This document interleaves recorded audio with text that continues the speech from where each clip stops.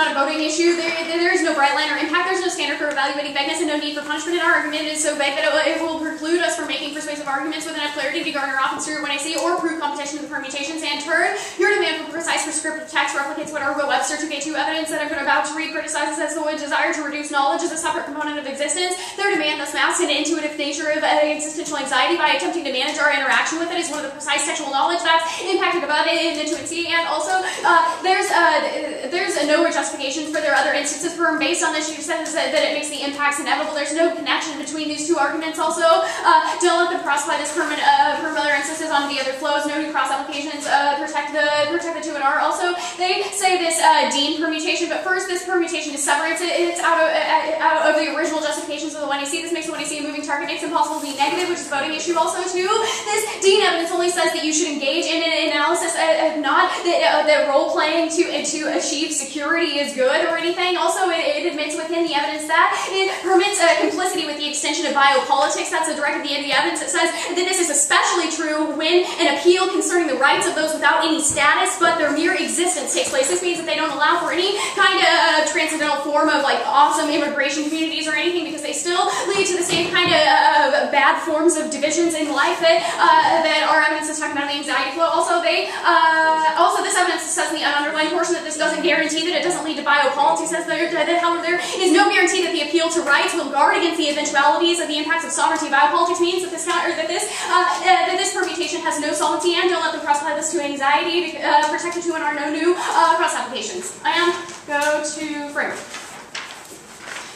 First is counter-interpretation. The affirmative should affirm the resolution and defend the epistemic and ontological understandings of their arguments. The negative should negate the affirmative's arguments. This solves all their problems, making the good arguments. We don't exclude you. You have to prove uniqueness for their impacts by winning critical debate, add to it a net benefit. There's only a risk of increased education. A and K outweighs our data setting 9 evidence. It's falsely says that the constantly lived relationship to death defines and makes possible all deliberation. That's a reason our offense precedes your framework, which ignores how deliberation comes into being, and uniqueness is one-sided for us. Plenty of teams read arguments that don't make policy prescriptions. Our counter-interpretation isn't exclusive of your receiver. It has to go for a linear predictability decide against a counter-interpretation that solves your non-specific limits claims with the net benefit of the impact work done. In the 2 and C, and K comes first. They're linked to the criticism function like a gateway issue for the possibility to create exclusive parameters for policy discussions in the first place by questioning the expressions of anxiety turned into fear, which inform their impacts and intercepts our Swazo and Park evidence. And role-playing objectifies itself by willing ourselves to masquerade as a complete stable subject. This need to reform these roles precludes confirmation with anxiety. Only rejection of such a superficial life games allows the agency necessary to truly engage the existential self. Park between 6.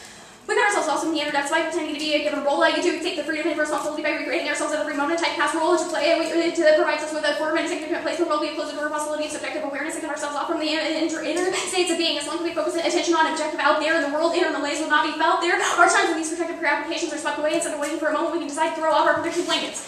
And also, we meet their interpretation. They just say that we have to discuss the desirability of policy. That's what our arguments are fundamentally doing, is questioning the justifications for their affirmative. Also, they say resolution resolved if it's an expression of desire. Don't vote AF on T. It doesn't affirm the resolution. There's no reason to hold this topic standard. Also, no new arguments on this framework.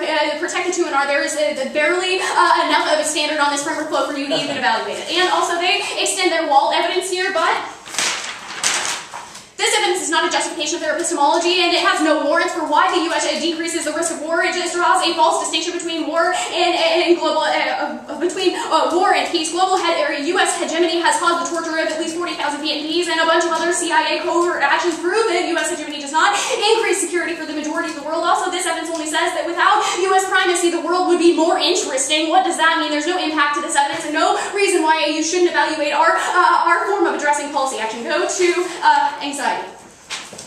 On security, this Chandler link term is taken out by our anxiety argument because it presumes that